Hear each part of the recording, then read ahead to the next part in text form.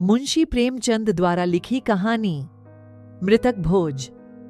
सेठ रामनाथ ने रोगशैया पर पड़े पड़े निराशापूर्ण दृष्टि से अपनी स्त्री सुशीला की ओर देखकर कहा, मैं बड़ा अभागा हूं शीला, मेरे साथ तुम्हें सदैव ही दुख भोगना पड़ा। जब घर में कुछ न था तो रात दिन गृहस्थी के धंधों और बच्चों के लिए मरती थीं। जब जरा कुछ संभला और तुम्हारे आराम करने के दिन आए तो यूं छोड़े चला जा रहा हूं। आज तक मुझे आशा थी, पर आज वह आशा टूट गई। देखो शीला, रो मत। संसार में सभी मरते हैं, कोई 2 साल आगे, कोई 2 साल पीछे। अब गृहस्थी का भार तुम्हारे ऊपर है।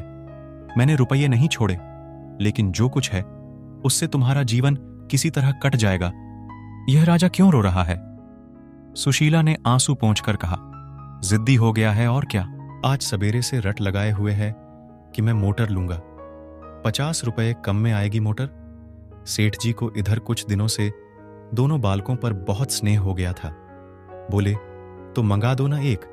बेचारा कब से रो रहा है, क्या क्या अरमान दिल में थे, सब धूल में मिल गए।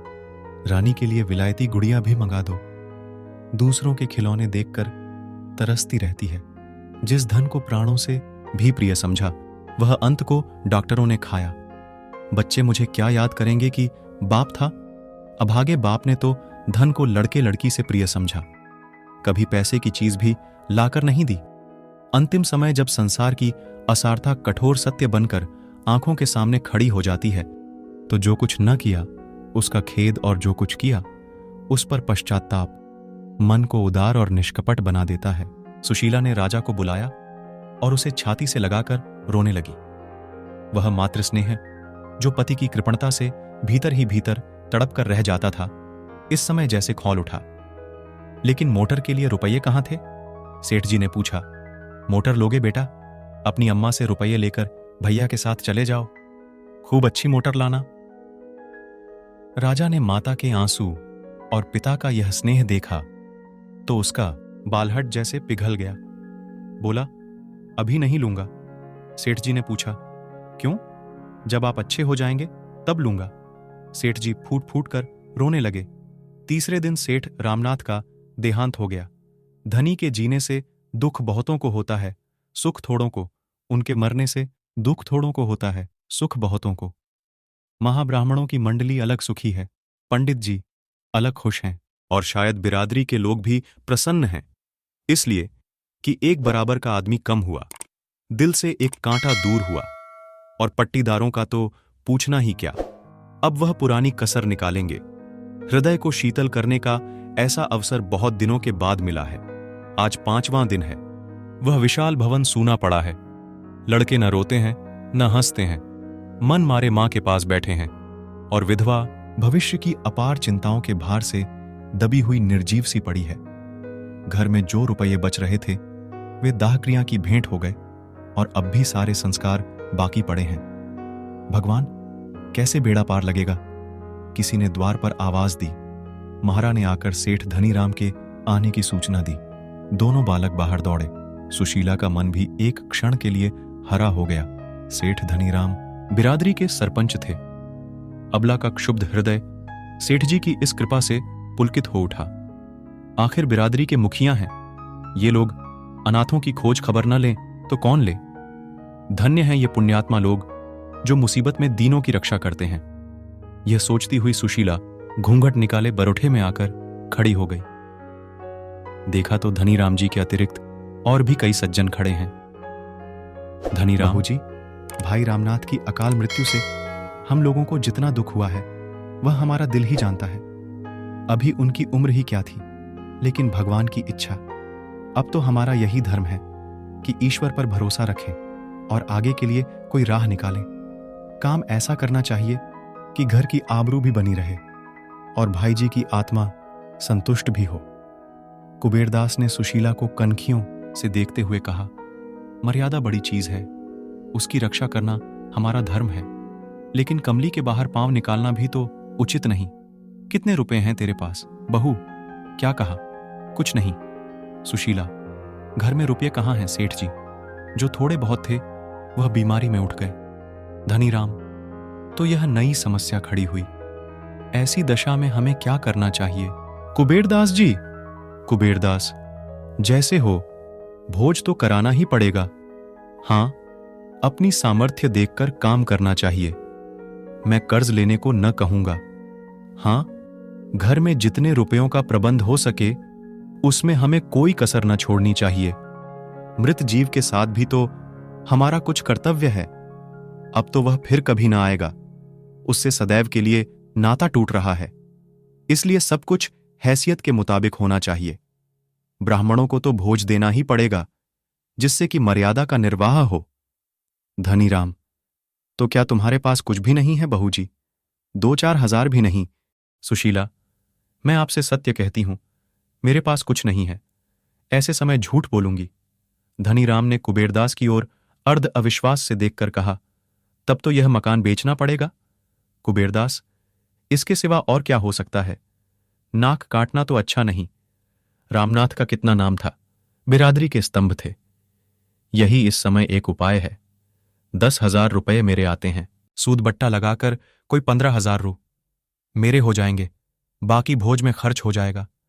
अगर कुछ बच रहा तो बाल बच्चों के काम आ जाएगा। धनीराम, आपके यहां कितने पर बंधक रखा था? कुबेरदास, 10,000 रुपये पर। रुपये सैकड़े सूद। धनीराम, मैंने तो कुछ कम सुना है। कुबेरदास, उसका तो रेहननामा रखा है। जबानी बातचीत थोड़े ही है। मैं 2-4 हजार के लिए झूठ नहीं बोलूंगा। धनीराम, नहीं नहीं, यह मैं कब कहता हूं? तो तूने सुन लिया। बाई, पंचों की सलाह है कि मकान बेच दिया जाए। सुशीला का छोटा भाई संतलाल भी इसी समय आ पहुंचा। यह अंतिम वाक्य उसके कान में पड़ गया। बोल उठा, किस लिए मकान बेच दिया जाए? बिरादरी के भोज के लिए। बिरादरी तो खा पी कर राह लेगी। इन अनाथों की रक्षा कैसे होगी? इनके भविष्य के लिए भी तो कुछ सोचना चाहिए। धनीराम ने कोप भरी आंखों से देखकर कहा, आपको इन मामलों में टांग अड़ाने का कोई अधिकार नहीं। केवल भविष्य की चिंता करने से काम नहीं चलता। मृतक का पीछा भी किसी तरह सुधरना ही पड़ता है। आपका क्या बिगड़ेगा? हंसी तो हमारी होगी। संसार में मर्यादा से प्रिय कोई वस्तु नहीं। मर्यादा के लिए प्राण देते हैं। जब मर्यादा ही न रही तो क्या रहा? अगर हमारी सलाह पूछोगे तो हम यही कहेंगे, आगे बाई का अख्तियार है, जैसा चाहे करे, पर हमसे कोई सरोकार न रहेगा। चलिए कुबेरदास जी, चलें। सुशीला ने भयभीत होकर कहा, भैया की बातों का विचार न कीजिए। इनकी तो यह आदत है। मैंने तो आपकी बात नहीं टाली। आप मेरे बड़े हैं। घर का हाल आपको मालूम है। मैं अपने स्वामी की आत्मा को दुखी करना नहीं चाहती, लेकिन जब उनके बच्चे ठोकरें खाएंगे तो क्या उनकी आत्मा दुखी ना होगी? बेटी का ब्याह करना ही है, लड़के को पढ़ाना लिखाना है ही। ब्राह्मणों को खिला दीजिए, लेकिन बिरादरी करने की मुझमें सामर्थ्य नहीं है। दोनों महानुभावों को जैसे थप्पड़ लगी। इतना बड़ा अधर्म, भला ऐसी बात भी जबान से निकाली जाती है? पंच लोग अपने मुंह में कालिख न लगने देंगे। दुनिया विधवा को न हंसेगी, हंसी होगी पंचों की। यह जग हंसाई वे कैसे सह सकते हैं? ऐसे घर के द्वार पर झांकना भी पाप है। सुशीला रोकर बोली, मैं अनाथ हूं, नादान हूं, मुझ पर क्रोध न कीजिए।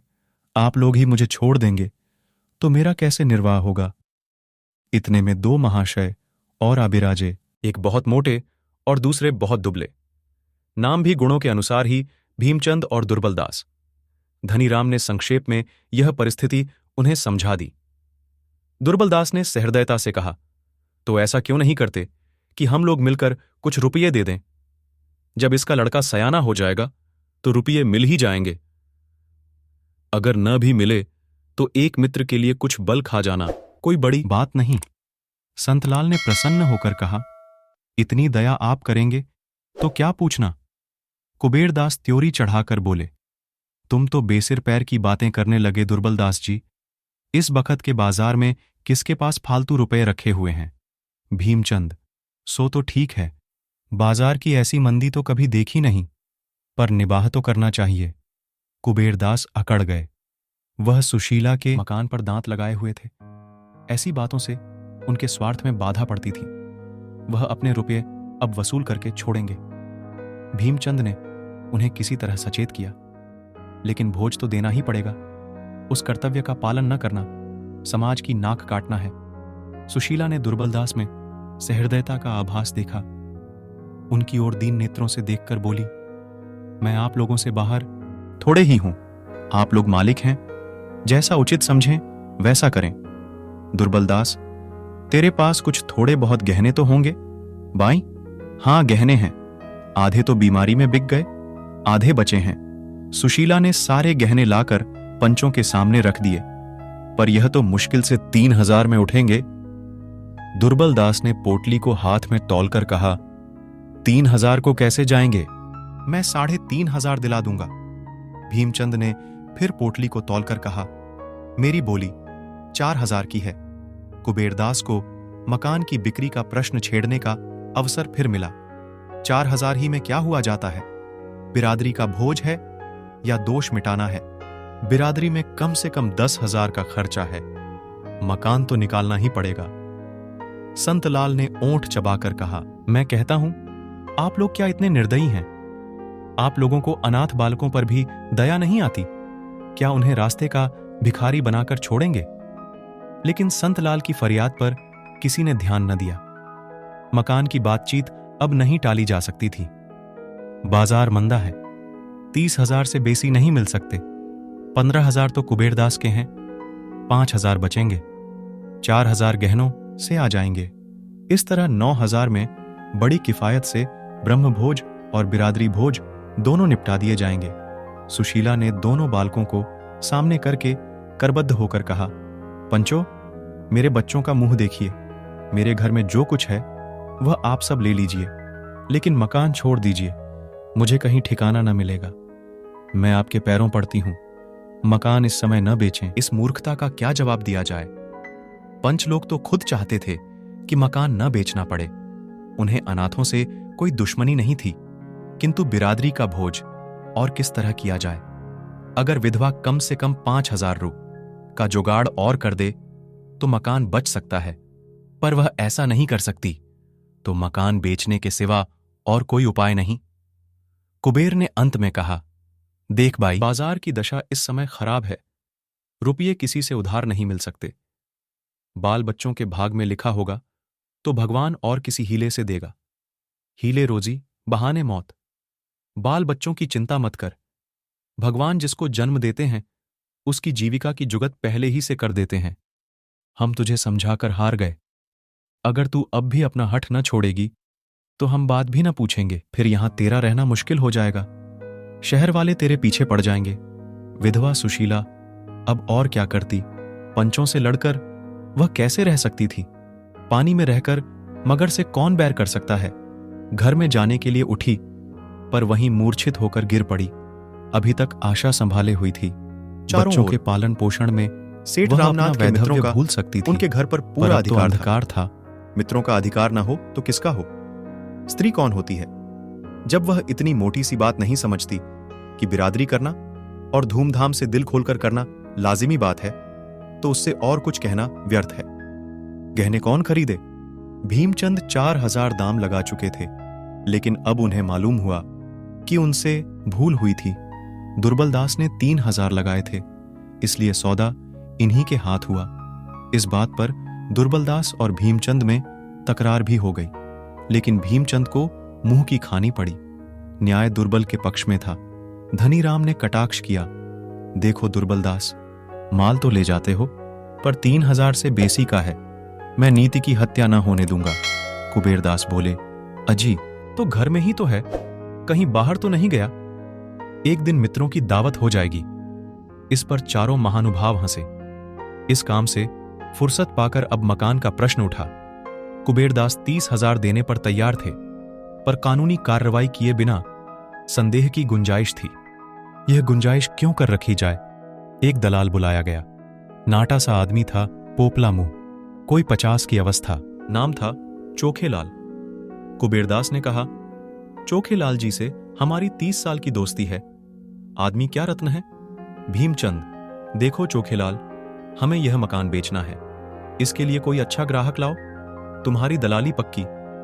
कुबेरदास मोह बाजार का हाल अच्छा नहीं है, लेकिन फिर भी हमें यह तो देखना पड़ेगा कि रामनाथ के बाल बच्चों को टोटा ना हो कान में। 30 से आगे ना जाना। भीमचंद, देखिए कुबेरदास, यह अच्छी बात नहीं है। कुबेरदास, तो मैं क्या कर रहा हूं? मैं तो यही कह रहा था कि अच्छे दाम लगवाना। चोखेलाल, आप लोगों को मुझसे यह कहने की जरूरत नहीं। मैं अपना धर्म समझता हूं। रामनाथ जी मेरे भी मित्र थे। मुझे यह भी मालूम है कि इस मकान के बनवाने में 1 लाख से कम 1 पाई भी नहीं लगे। लेकिन बाजार का हाल क्या आप लोगों से छिपा है? इस समय इसके 25,000 से बेसी नहीं मिल सकते। सुबीते से तो कोई ग्राहक से 10-5 हजार और मिल जाएंगे, लेकिन इस समय तो कोई ग्राहक भी मुश्किल से मिलेंगे। लो, दही और लाव दही की बात है।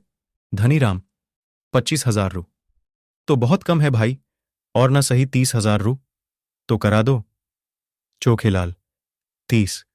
क्या मैं तो 40 करा दूं, पर कोई ग्राहक तो मिले। आप लोग कहते हैं तो मैं 30,000 रू की बातचीत करूंगा। धनीराम, जब 30,000 में ही देना है तो कुबेरदास जी ही क्यों ना ले लें? इतना सस्ता माल दूसरों को क्यों दिया जाए?